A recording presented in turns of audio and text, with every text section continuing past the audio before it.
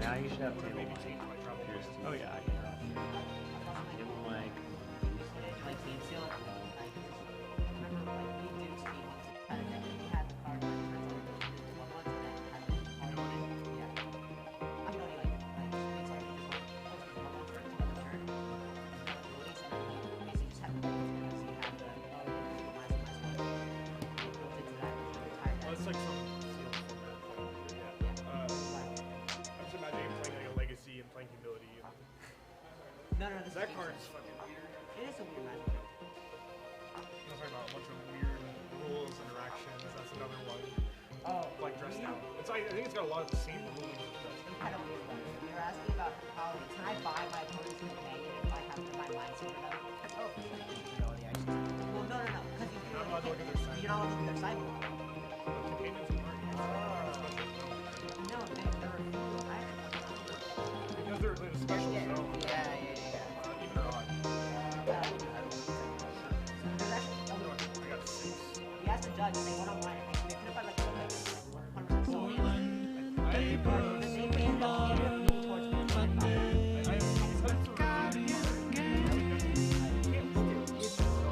That's the goal.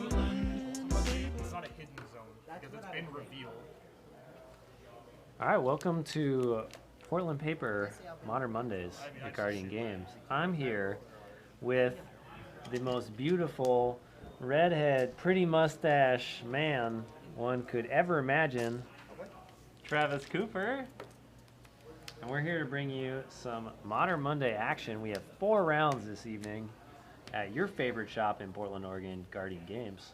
Yeah, and it looks like we're starting the fireworks here. We have Chris, the Wham Man. Is that a good nickname? I like that one. It's great. We got Chris, the Wham Man, hanging out on Glimpse Combo, and we have Jeffrey Howell on Izzet Murktide, looking at a mulligan.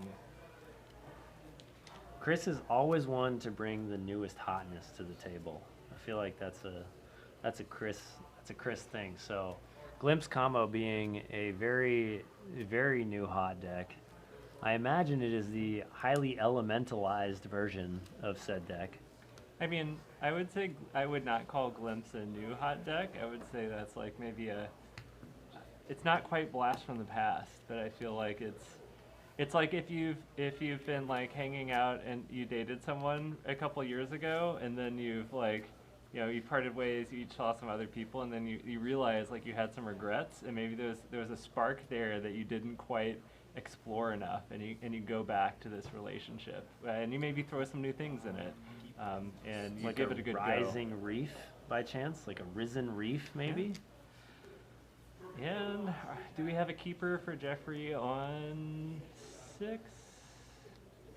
Usually when I'm looking at these Murktide hands, I want a mixture of either need to have at least 1 land. If you do, you have to have a cantrip, if not 2 lands. You want a threat that's on 1 or 2 and a removal spell. Those are all pretty easy to find. The deck is full of ways of doing that. If I'm on the play and I have a card like Darcy, I may be okay not keeping a removal spell, especially if there's Bobble in hand, so you can kind of filter for that. And then also if you have turn 2 counter spell with a threat on 1, that's pretty good. So yeah, found a keepable 6. This deck, I think Mulligan's not like quite as good as a deck like Tron or something, but whenever you're playing Expressive Iteration and Archmage's Charm with a ton of selection, your first mulligan's gonna be fine. Once you get down to 5 cards, it gets tricky. Jeffrey hits the ideal opener on the deck, Darcy into Bobble. And plus you put a creature and artifact in your graveyard, which the creature's sometimes hard to get in there. So the creature and artifact are the harder types along with sorcery. Instants are pretty easy. So any sorcery or instant is going to turn this Darcy into a 3/3. Of note, Jeffrey does not have another land in hand, so really hoping to hit a land off the Bobble. And yes, we do hit a Spire Bluff Canal, so Jeffrey's in business here. Can choose to play a Ledger Shredder, but will not be able to trigger it this turn because it looks like there's no Bobble in hand. Or we can hold up Counterspell, which is also in hand, and it looks like holding up Counterspell is the play.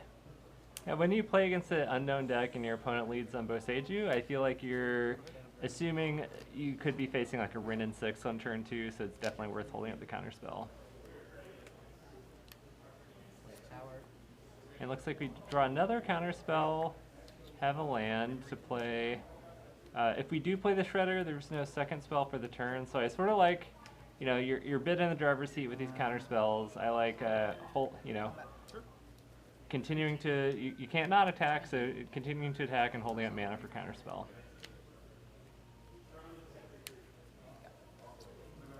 And it looks like Jeffrey agrees with that line of thought.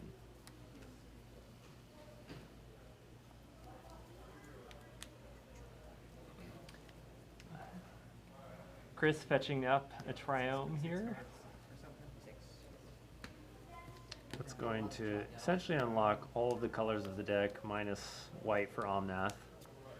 But who wants to play Omnath in the first place? Much rather glimpse into it. So we got 2 Furies. We're going to cast a Fury, pitch A glimpse. a Glimpse.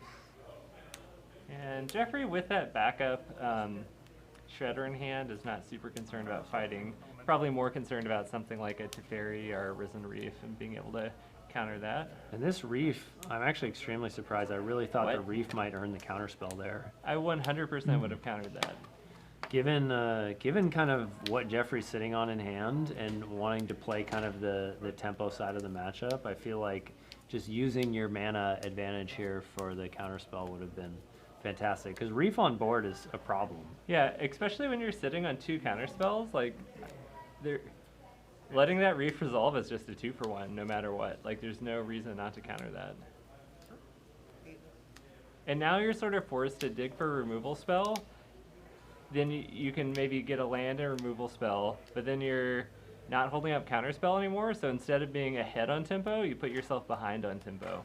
Where if you've countered the Reef right now and you're resolving iteration, you could make your land drop and then still be holding up counterspell, and you'd have a clean board and Chris would be on 1 less mana. This is very surprising. Yeah, I think maybe Jeffrey's game plan then must be to just kind of counter whatever else comes down, but oh, you know what? Was it played via Cavern of Souls? That's what it was. Oh. Risen Reef was played via Cavern of Souls. Did not recognize that Art of Cavern. That makes sense. No targets. Trigger. Yeah, but we don't see the removal spell being used in response to the Fury.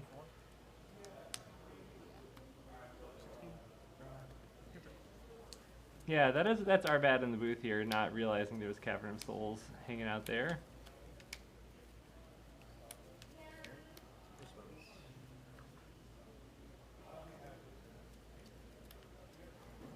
One of the big benefits of playing the Glimpse combo deck, now that it's kind of really gone down the elemental side of things, is, yeah, getting to play Cavern and really just force through these elementals.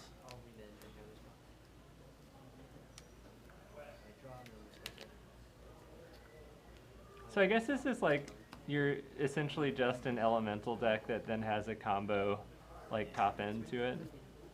That is kind of what the deck has been playing like, basically all good cards, if you want to think about it like that.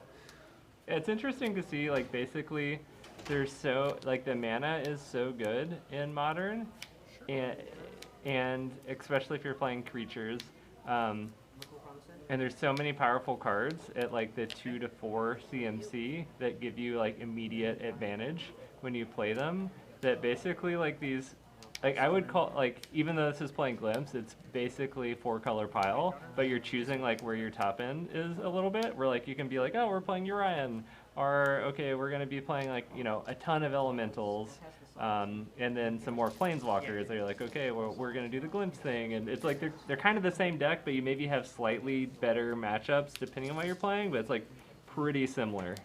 Right.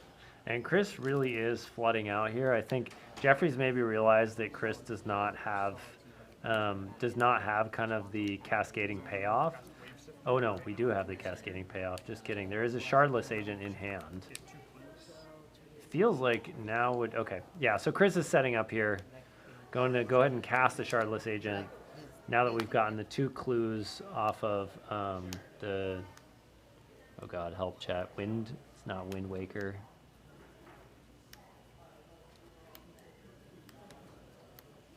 Wave Sifter. There we go.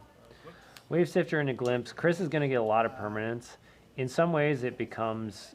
If Chris is able to hit an Omnath, this is a lot of permanents and will very easily become... could become kind of unassailable from Jeffrey's position. Especially given that Murktide is in Fury range. Yeah, and these, Murktide decks are not playing Force of Negation anymore, so it's pretty free for Chris to go for it there. This is my first time casting this. Chris saying it's a first time casting the spell. This will not be on the battlefield yet. Well, step 1 is to count up your permanents. 8, 10. Step 2 is to start flipping things. Oh, because those are two. Yeah. So I'll shuffle those in. Sorry, I'm trying to trigger. Yeah, you're good.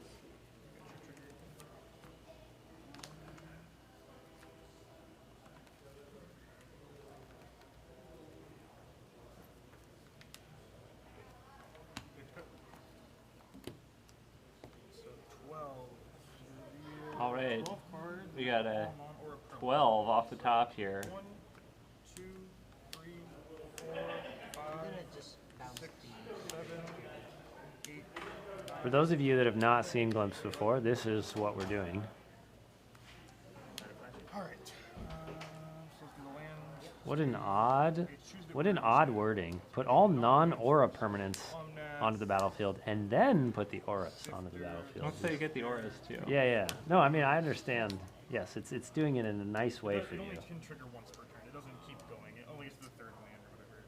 This one's not going to matter, so we're going to just get that out of there.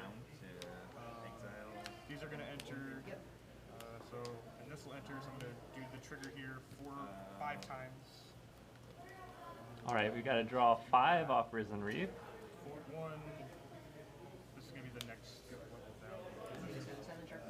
I got to put this all in the stack. That's what we're going to do. So this is all going to, these triggers I just are... want to see it happen. I'm not. Yeah. Chat noting this can be very difficult to resolve in paper, which is extremely true, All these are especially with a Risen Reef going to enter. I'm going to get another Colony Garden token. and an Omnath.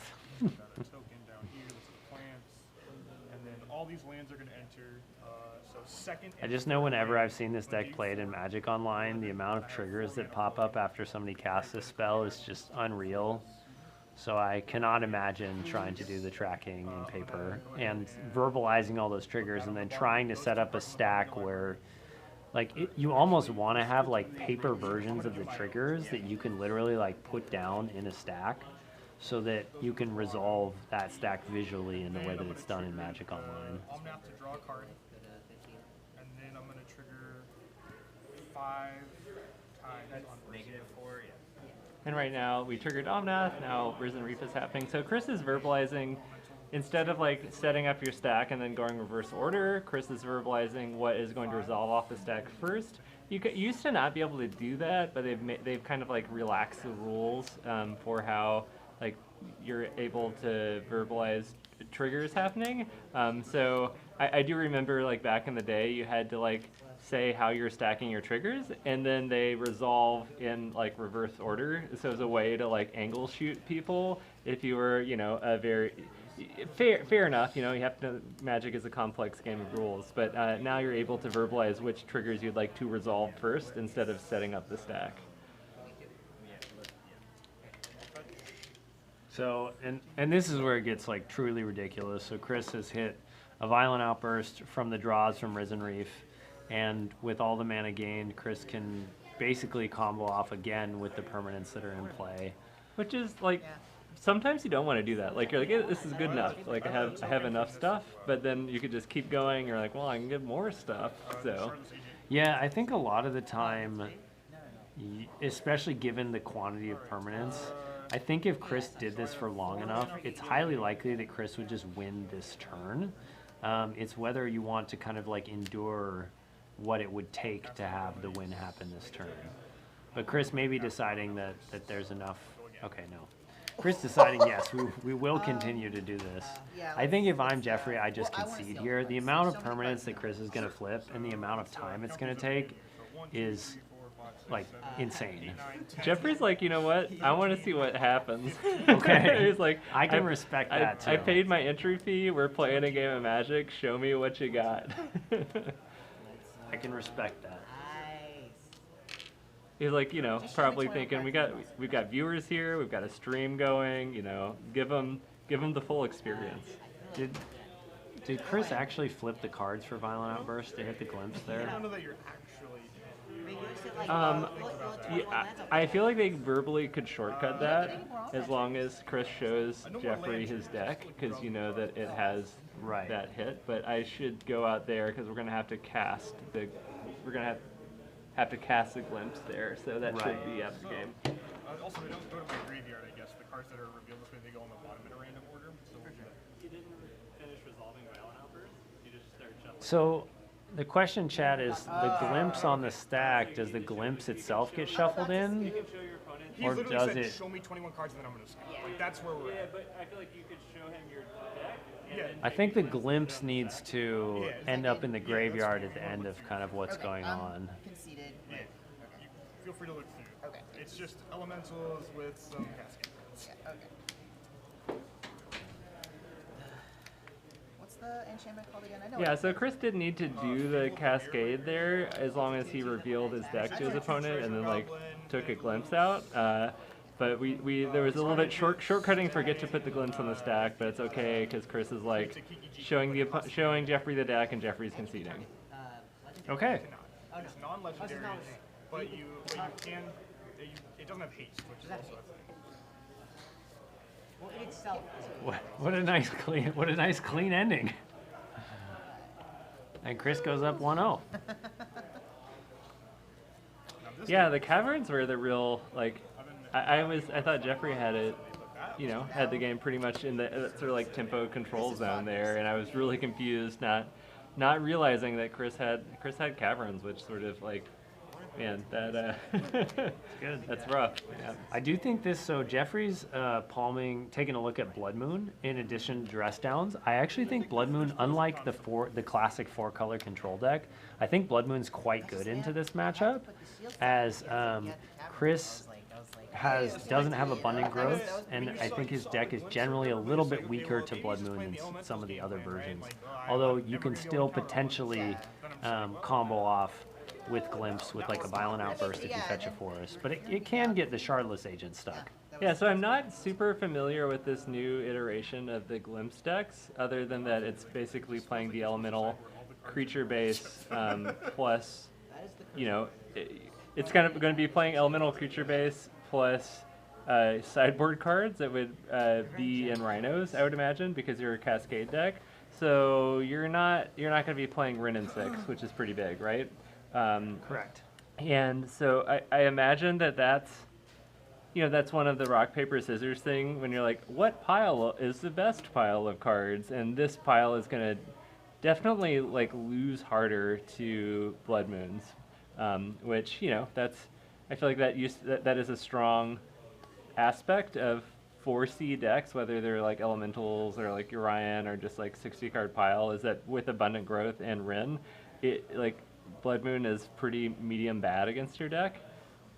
So definitely liking the Blood Moon if Jeffrey has it on the sideboard. Not all of the blue-red decks do. Some are playing it main, some are playing it side, some aren't playing it at all.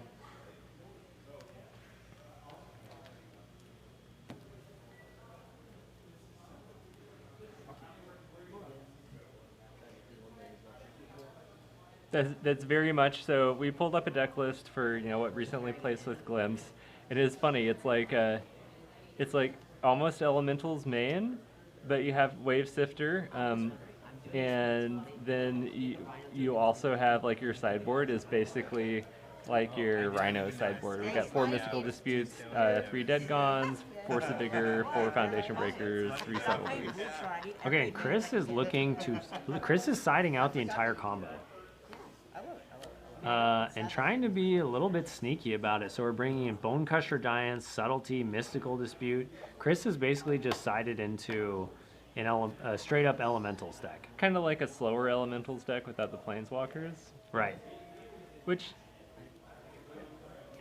how do you feel about that? I think that it's not going to be that great, and I think that it's unlikely that Jeffrey would over sideboard here. So I'm not into Chris's current sideboard plan, but you know, he could very well prove me wrong. 21 is really good. Yeah, I mean, I feel like the reason you would do that is if your opponents have a lot of answers in their deck The Risen Reef is what lets you keep going, I think. to glimpse, or you think they're gonna have like you know, specific sideboard cards that like interrupt your combo, maybe like a Teferi that doesn't let you like cast 2 spells when you're cascading. But I don't think blue-red is, I mean, blue-red's not really playing a lot of this type of cards, so I don't see a huge advantage to like siding out of your combo. I mean, you are playing 4 caverns, so Chris really could kind of dead Jeffrey's counter suite, which would be nice. I guess that's a potential benefit, but I mean, Chris is still playing 4 Fable. There's still going to be stuff that Jeffrey can counter, although not a ton. It might just be the 4 Fable if Chris does manage to get a cavern on Elemental. I guess you're losing way harder to Blood Moon in this case. For sure. Yeah, it's really great to have folks hanging out with us here. We're in round number 1. If you're just stopping by, haven't been here before, we're at Guardian Games in Portland, Oregon. It's our regular Monday night tournament. We do 4 rounds of competitive modern Magic the Gathering play, and we've been doing this for a while, going on like 3 years. You can find us here. We upload videos on YouTube afterwards. You can look up Portland Paper YouTube. We're a little bit behind on editing videos there, but we should get a dump sometime soon. But always appreciate folks hanging out and chat, engaging with us, and hope you enjoy the show. To do the really weird thing, it's like random permanents, like cool Mishra's Baubles. I mean, maybe against creativity, that wouldn't work out so well. Yeah. Also, I am curious, chat, how is our commentary audio level coming in? Random permanents too, right? Yeah, how is our commentary audio level, and where are you from? Those are two questions we've got for you.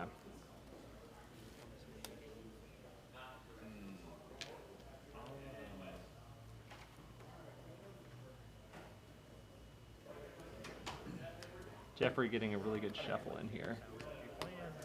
I like a good shuffle before game 2 is important when you're down 1.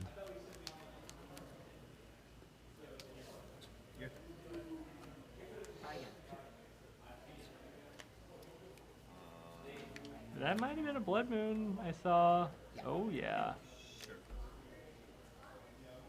Oh, Virginia. Love it. Oh man. It looks like we got a fetch for basic island. We're gonna give up counterspell. Do we have the 3rd land for Blood Moon for Jeffrey? Combat. 19. Pass the turn. Oh. Yeah. Right? Land, go ahead. And Chris is absolutely not respecting Blood Moon, although I guess that's a fetch, so could potentially fetch a forest, but Jeffrey very much has the option to punish here with the Blood Moon. If we have it, I don't know if we have the 3rd land locked up, and I think we might be waiting. So I think we got a 2nd Darcy, and we're debating whether to hold that up or hold counterspell. And I think Chris has a cavern in hand, so we might see Chris like tap out right now for a 3-mana creature. Let's see if Chris gets greedy and gets a Triome or a dual land. Because if you tap out for Risen Reef on 3 with that cavern, and then we land a Blood Moon, that could be rough. But looks like Chris heads up play gets a forest.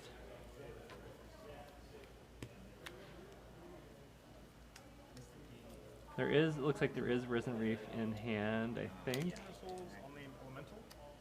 And cavern names elementals, what a surprise. So it looks like maybe Chris is waiting to Eat a Darcy. yeah.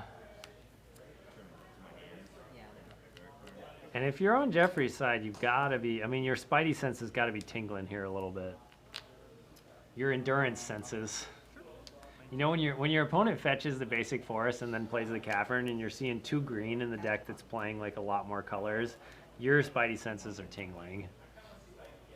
Oh, this is going to be really fun how this plays out because Jeffrey is able to hold up counterspell right now. I didn't see if Jeffrey drew the land though.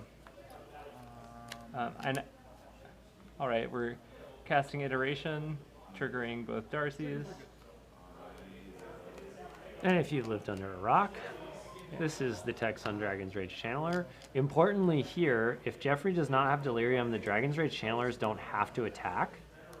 So, okay, Delirium achieved. The Dragon's Rage Channelers will be attacking into this Endurance. Which is going to feel bad if you're on Jeffrey's side, for sure. Yeah. Sweet. Like it's counter. Now you have your hand. So this one gets exiled. You don't draw a card though. You go back to your Blood Moon could absolutely swing this game, though. But if you were reading Endurance on Jeffrey's side, you probably should have gone to second main before going about that. I like that. I think we can, if we want to fetch and shock right now, we can tag the Endurance with an Unholy Heat, which I think is worth it even though you have Blood Moon. Absolutely. I like the guys who take it. Okay, it resolves. You target me. Sure. I don't know how I crack, did that. takes 3. I'll respond to that. Jeffrey agrees. Go ahead and put the land in there and do your searching. All right, looks like Chris might be blowing another Endurance here. Yeah, I think she's $60. And I'm gonna flash this in with the other heat on stack. I mean, Wow. he gets 2 cards out of it. He gets the Heat, plus he gets the Darcy. Let me resolve my surveils and then, well, never mind. It's gonna go and then. 2 for 2? I think we're seeing where we're at with Jeffrey's Surveil triggers with the Heat. You wanna cut it? My triggers. Oh, interesting. So, I see, because regardless of what Jeffrey does with these triggers, the second Endurance shuffle trigger is going to go on the stack, or will resolve, excuse me, after these are put in the yard potentially. So Jeffrey's going to end up shuffling these into the deck as well, And then, heat resolve. or putting them on the bottom. Hit it, and then Then this resolve. I mean, still very beneficial for Jeffrey, being able to get rid of a Bolt, Counterspell, and the Unholy Heat on the bottom. I mean, solid. Not really cards that you want that bad here. Go ahead.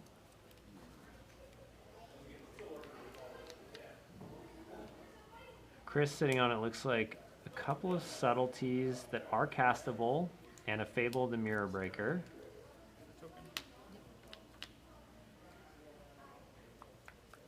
Chris committing the cardinal stream sin of not having the appropriate tokens for your cards. are We these- love you, Chris, but Are these tokens harder to find? No. Yeah. Yes. But, you know, it can be tough if you decide to put together a deck like right before the event. If you haven't opened a bunch of packs, you know, you're not going to have the little reflection token and the... Will this Blood Moon be good enough right now? Yes. I think yes. Well, no, actually.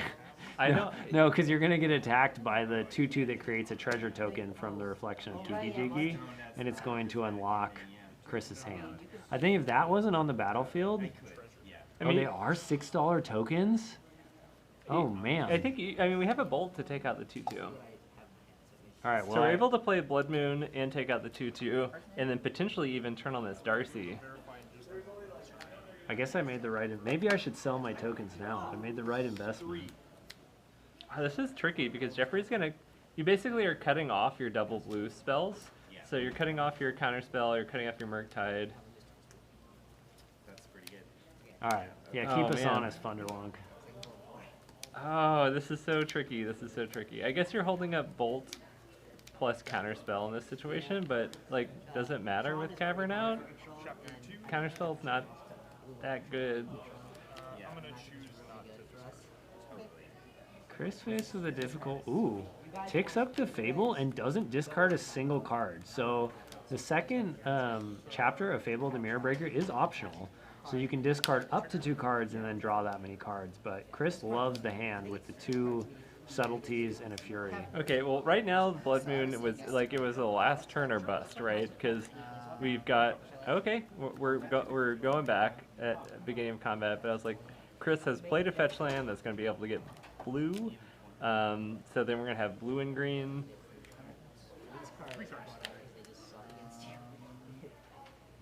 I mean, if you get the Blood Moon down, you do shut off Chris's subtleties. I mean, you can pitch cast them, but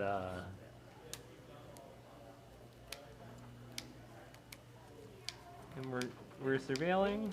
Fury's going to be turned on though in either case, and that's going to be a problem for Jeffrey. Getting behind on board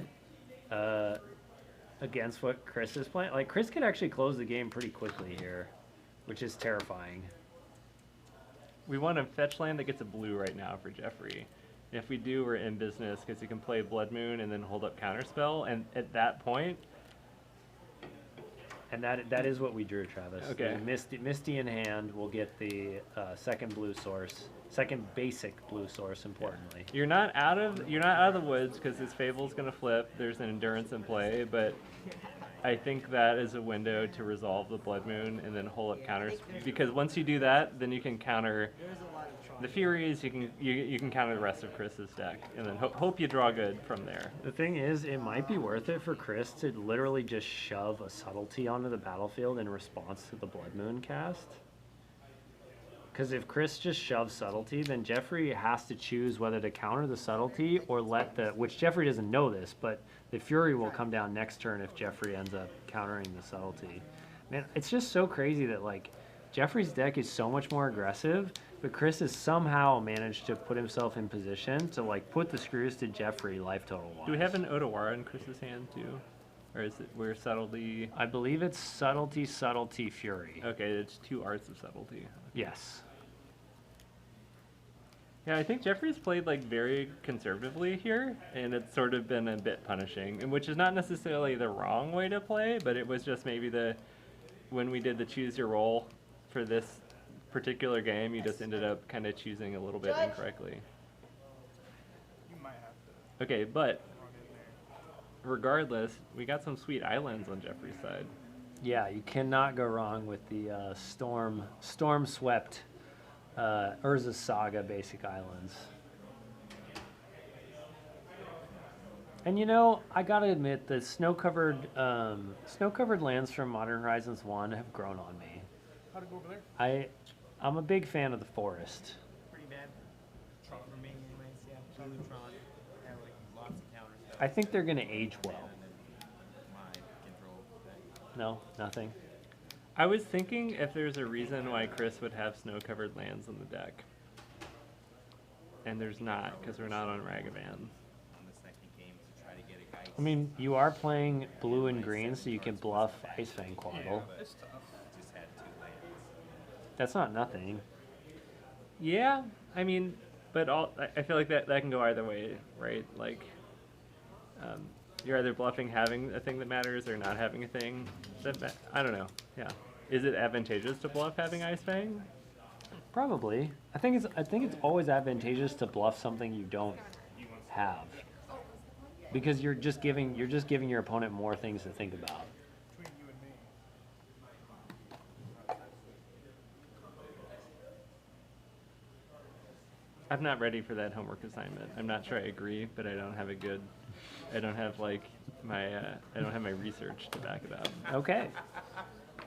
Moving on then.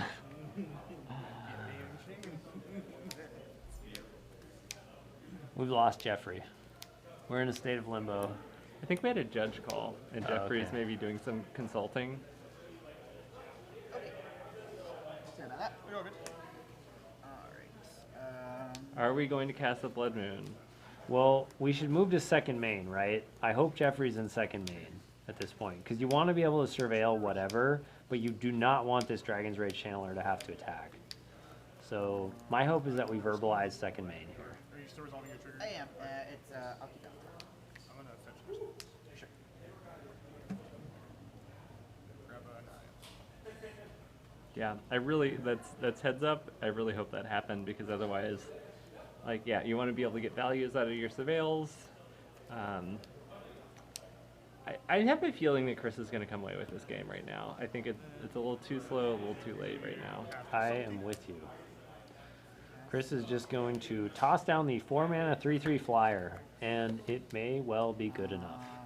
It's also being cast off a cavern, so Jeffrey will not be able to respond. I mean, Jeffrey could respond with the counterspell, but should not do so. That won't target. Can't target enchantments. Admittedly, Just make it a 3/3. if Chris does decide to play the Fury pre-combat, Jeffrey has the option of countering and hopefully turning on the Dragon Channeler and blocking the Subtlety. So we'll see if Chris makes the mistake of trying to cast the Fury pre-combat, but my guess is...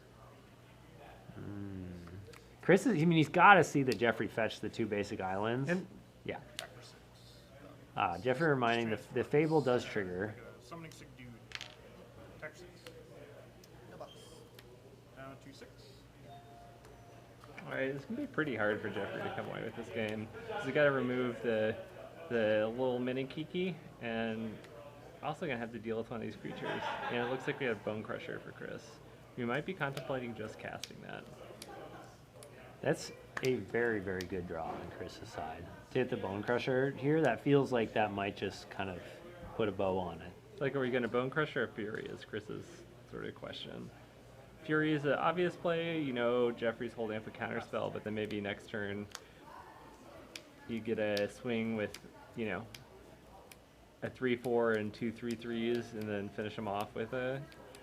Yeah, I mean, Chris has the advantage on board, so there's not really a huge reason for him to act here, especially into a potential counterspell. Jeffrey has to get this Fable off the battlefield, or it's this reflection of Kiki Jiki, or it's going to create huge problems. Stomp is not that bad of its own as like a cast for a glimpse at the end of Jeffrey's turn, so I see no reason for Chris to act first here. Looks like we got a Murktide, we've got a Ragavan. Can we get a look at Jeffrey's hand?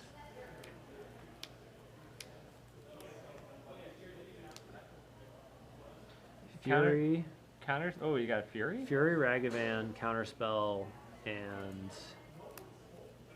Mystical Dispute. Okay. I don't know if I kind of don't like a Dispute as a sideboard card, but that's neither here nor there right now. I think the question is, Oh, it's a Murktide. It's a Excuse me. Murktide, Yeah, okay. not a Dispute.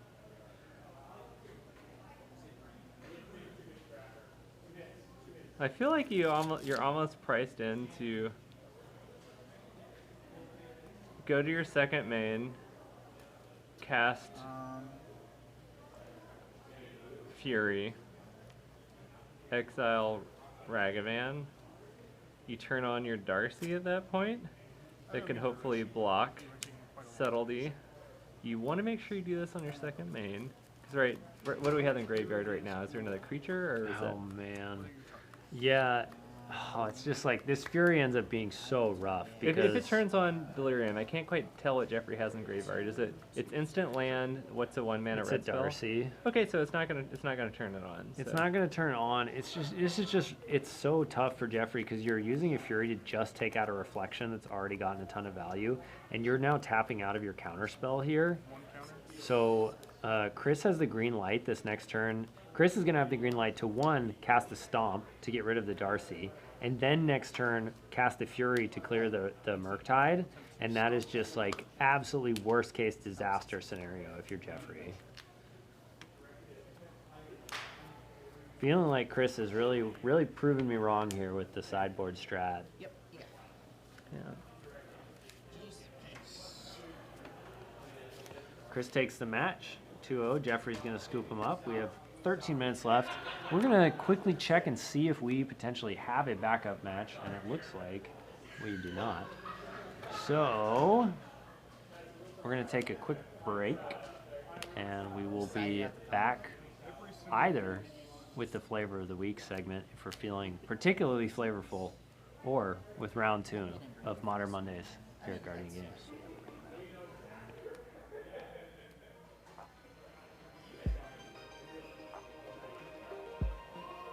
I made main deck for Journal Stick, which is rough for you. Yeah, and then like it's all like 2 for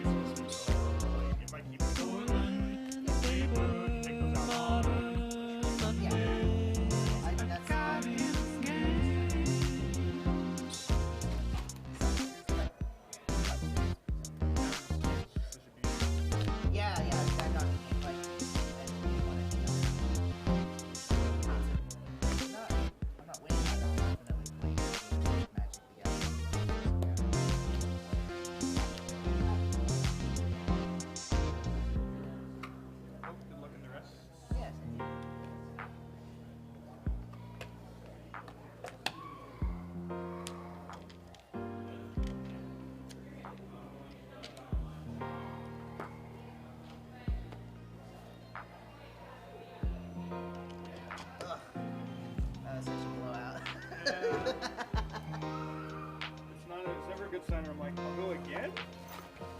Question mark?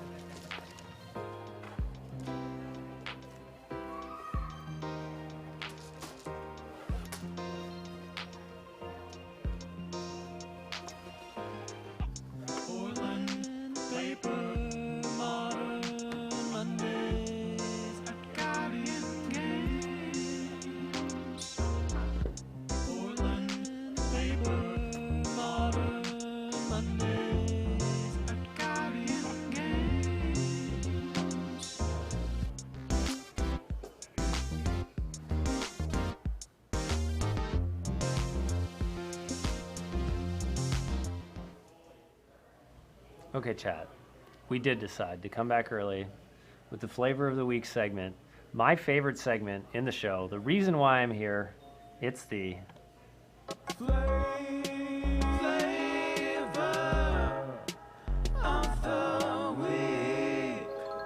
Text me. We're here for the Flavor of the Week. The Flavor of the Week this week, controversial. Controversial flavor. It's rare that we do a controversial flavor. We usually go for the things that everyone likes. Yeah, this is like your pineapple and Ooh. Canadian bacon on pizza Ooh. flavor. Ian's choice. We're going to take a look at the newest full art version of Lightning Bolt, coming to you from Double Masters, double whatever it is. Double Masters 2. Double Masters 2. The double 2x2. Double up, the in and out burger of magic sets. The flavor text is, "My, how shocking." Now, we don't really, this is kind of maybe a worst of flavor text. We're kind of, the jury's a little bit out on this flavor text. And by out, I mean like we're not feeling it. We're not feeling the "My, how shocking" flavor text. And Travis, do you want to talk about maybe why that is? Yeah, well, it's not a shock, and nothing new happened with Lightning Bolt. You know, it's in Double Masters, which isn't like bringing Lightning Bolt into any new format. It's a removal spell. You're playing kind of a Legacy and Commander format, so it's like, I don't know. To me, it's like very, as the kids would say, mid. Is that right, Ian? Is that am I doing the cool lingo, the kids would say? We'll have to go out and ask the kids. Okay, and I would say aesthetic, also pretty mid. But Lightning Bolt is one of my favorite cards. This is coming from someone that I have invested in beta bolts that I play with every week. I try to put Lightning Bolt in my deck, but I have a preferred version of Lightning Bolt. And it has a little bit of history. It's got a little bit of I think it's interesting flavor text. It is my favorite nod to self-reflection of what Magic is, what it has been in the past, and we're gonna pull that up here. We get M10's Lightning Bolt, which reads, "The Spark Mage shrieked, calling on the rage of the storms of his youth. To his surprise, the sky responded with a fierce energy he'd never thought to see again, which I fucking love, because I grew up with Magic, playing Revised, and you always had Lightning Bolt, but then Lightning Bolt did not exist in Standard until, I don't know, 2000, until maybe 2000? Was when M10 came out, and then like all of a sudden you had Lightning Bolt, one of the most iconic cards. No, I think that's 2009. 2009? 9 years Okay, later. yeah, so a long time. Yeah. But yeah, like then you have Lightning Bolt, and it's like the flavor text is like, I don't know, I feel like it fits with the theme of like casting the spell Lightning Bolt, in D&D, etc. But then also like what it was in Magic is like this 1-mana removal that you hadn't seen in 13 years, that then all of a sudden it's in Standard, and you're getting to sling some three damage to target creature or player back then, but right now it's reverted back to the original text of the card, which also I love with the rule change, where it's like Lightning Bolt deals 3 damage to any target, which is what the original Lightning Bolt said, and Hallelujah. We've come full circle. Love the card. you guys thought you were gonna get some fun flavor text info, you really got Ian and Travis Boomer Magic segment number 1. Welcome to Boomer Magic. Okay, do you think Lightning Bolt should come back to Standard or Pioneer? Do you think Lightning Bolt should be in Pioneer? No. No Lightning Bolt No, in I'm Pioneer? kind of happier with Lightning Bolt not being in Pioneers. We're gonna invite you guys into the booth. Hi, Oh, welcome. here we are. Ian and I are sharing a mic today. We've got some mood lighting going on. We did it. Look at the graphics. Oh. This is us. But This is yeah. our AMA. Okay, so we had Portland Paper AMA. we had round 1. We saw some cool stuff. We saw combo game 1. We just saw some elementals game 2. We've got 3 more rounds of Magic left. I know, that was actually, sometimes our round 1s can be a little bit anticlimactic, but I thought Chris's transformational sideboard was really interesting there. It was not something that I was expecting. So I think we got a treat ahead for us. Yeah, I mean, I do feel like anytime you're playing a deck like that's based on either like a control or tempo strategy where you need to value counter spells, and Chris is playing something that is running 4 Cavern of Souls, you're in for a pretty rough time. Like, there's still winnable games, but yeah, if you draw a Cavern and you're just casting these value creatures, that can be hard to keep up. For sure. Okay, well, we are dwindling with time and round. We're going to take a short break for Travis and I to recoup so that we can bring the heat, bring the energy for round 2. And we will be back with round 2's match in just a moment.